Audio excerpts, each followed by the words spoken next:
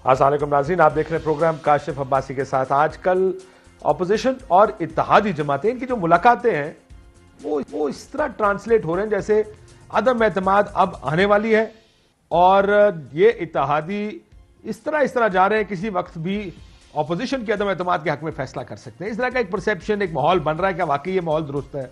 क्या वाकई ऑपोजिशन खुद इकट्ठी है, अदम एतमाद लाएगी, लाना चाहती है? किस वक्त तक, टाइम फ्रेम्स क्या है? और सबसे अहम चीज जो पाकिस्तानी सियासत में वो जो इशारे का एलिमेंट हमेशा होता है, जो पूछा जाता है वो सर को इशारा मिला कि नहीं, क्या वाकई इस तरफ इशारा है या उस तरफ इशारा है? एक छोटी सी तारीख है, पिछले 2-3 साल की देख लेते हैं, जब से तरीके इंसाफ की हुकूमत आई। आपको याद होगा जब सादिक संजरानी साहब चेयरमैन सेनेट बने थे तो उस दिन सेनेट हॉल में जियो भुट्टो के नारे लगे थे और ये जरदारी साहब ने क्रेडिट लिया था कि मैंने अपना चेयरमैन बनवाया है। कैसे बनाया था ये भी आप जानते हैं। उससे पहले बलूचिस्तान की हुकूमत कैसे गिरी थी ये भी तारीख का हिस्सा है। चेयरमैन सेनेट इन संजरानी साहब को बनाने के बाद जब हुकूमत बनी तरीके इंसाफ की तो 2019 में यह फैसला हुआ कि सादिक संजरानी साहब के खिलाफ तरीके अदम एतमाद लाई जाए। जिस वक्त वो तरीके अदम एतमाद आई उस वक्त 62 के करीब अरकान खड़े हुए इस तहरीक के हक में वोट डाला। जब वोट निकले तो 50। उस वक्त क्या बयानात बिलावल साहब और शहबाज साहब ने दिए कि जमहूरियत के पीठ में छुरा घोंपा, हम आइडेंटिफाई के कौन लोग हैं, जरा सुनिए। आज हमारा वफाक का सेनेट जो इस वफाक को रिप्रेजेंट करता है, आज वहां एक हमला हुआ, खुलेआम हमला हुआ। हम बिल्कुल अपने पार्टी में देखेंगे कि कौन था जो दबाव में आया, कि कौन था जो अपने जमीर बेचा, जो बुरे के बेचा, अब उनको नहीं छोड़ेंगे। हम आपस में बैठ के पूरी कौम को बताएंगे कि 14 लोग कौन थे जिन्होंने जमीर फरोशी करके जमहूरियत को एक बेपनाह नुकसान पहुंचाया है। ये शहबाज साहब और बिलावल साहब 14 लोग कौन थे, उनकी तलाश शुरू हुई लेकिन वो तलाश कभी भी मुकम्मल नहीं हुई। फिर अगला मरहला आया, बात 2021 तक पहुंची। हुकूमत और ऑपोजिशन, इस वक्त की ऑपोजिशन आपस में सेनेट इलेक्शन में मुकाबला हुआ। हमारे दोस्त मेहमान बैठे हैं इस वक्त अता तारड़ साहब, उनकी एक बड़ी मशहूर फुटेज है। गिलानी, यूसुफ रजा गिलानी साहब एक वजीर आज़म पाकिस्तान, ऑपोजिशन के उम्मीदवार थे सेनेट के लिए।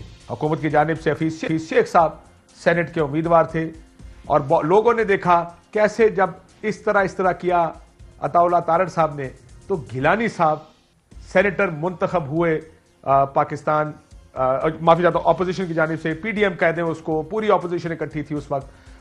वहां पर गिलानी साहब सेनेटर बन गए। अब अगला मौका आया चेयरमैन सेनेट बनाने का। वाज़े अक्सरियत फिर ऑपोजिशन के पास थी। उस वाज़े अक्सरियत के बावजूद सादिक संजरानी साहब एक मरतबा फिर चेयरमैन सेनेट मुंतखब हुए। बहुत से इल्जामात लगे, कुछ लोगों ने अपना ठप्पा गलत लगा दिया, नाम पे ठप्पा लगा दिया, बहुत सी इसके ऊपर बहस हुई लेकिन वो किसी नतीजे तक नहीं पहुंची। लेकिन यह जरूर हुआ कि ऑपोजिशन नंबर्स होने के बावजूद अपना चेयरमैन सेनेट नहीं इलेक्ट करवा पाई। उसके चंद दिन बाद लीडर ऑफ द ऑपोजिशन बनना था किसी को सेनेट में। बाप के वोटों की मदद से पाकिस्तान पीपल्स पार्टी की तरफ से यूसुफ रजा गिलानी साहब leader of the senate, leader of the opposition बन गए। तो ये जमातें आपस में भी, और फिर वो तमाम फैसले, बड़े फैसले, कौन होगा, क्या होगा। वजीर आजम जिस दिन गिलानी साहब मुंतखब हुए, वजीर आजम ने वोट ऑफ कॉन्फिडेंस भी उससे 2-3 दिन बाद वोट ऑफ कॉन्फिडेंस लिया। यानी 3 दिन पहले एक वोट हुकूमत हारती है, पैगाम है, 3 दिन बाद वो वोट जीत जाती है, सब सॉर्ट आउट कर दिया जाता है। ये है पाकिस्तान की तारीख। अब भी ये बार बार खुद ही आपको याद कराते हैं, मुझे याद कराते हैं, सबको कहते हैं कि जब तक इशारा ना हो ये अदम एतमाद की तहरीकें कामयाब नहीं हो सकती। क्या कोई इशारा है? जरा सुनिए मरियम नवाज साहब और शायद खाकान नवाज साहब क्या करें।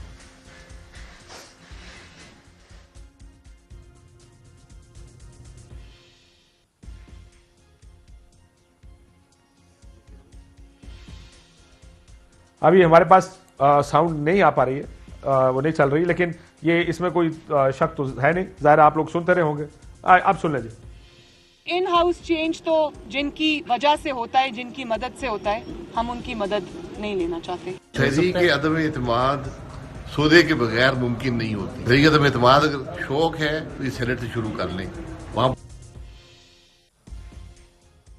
सौदे के बगैर मुमकिन नहीं, जिनकी मदद से होता है हमने उनकी मदद नहीं लेनी। कामिल अली आगा साहब से शुरू करता हूं, लेकिन मेरे पास अता तारड़ साहब भी हैं नून लीग से, फारूक हबीब साहब मिनिस्टर ऑफ स्टेट इंफॉर्मेशन और चौधरी मंजूर पाकिस्तान पीपल्स पार्टी से भी हैं। लेकिन आगा साहब, कोई इशारा है किसी को, कोई सौदेबाजी हो गई है आपके ख्याल में? क्या हो रहा है इस वक्त, ये जो तरीके एतमाद की बातें हो रही हैं? आगा जी, अहम तरीन खबरें अब एक क्लिक की दूरी पर। आपके पसंदीदा टॉक शोज हों या अहम मुल्की या गैर मुल्की शख्सियात की न्यूज कॉन्फ्रेंसेस, हर लम्हा बाखबर रहने के लिए सब्सक्राइब करें हमारा YouTube चैनल। मौसम की सूरत हाल हो या खेल के मैदान से खबरें, अपने मोबाइल फोन से मुल्की और बैनुल अक़वामी अहम खबरों तक रसाई के लिए डाउनलोड कीजिए मोबाइल ऐप। बावसूख ज़राए से मुसद्दिका खबरों, तज्ज़ियों और तबसरों से मुस्तफीद होने के लिए विजिट कीजिए पाकिस्तान की सबसे बड़ी न्यूज वेबसाइट www.arYnews.tv।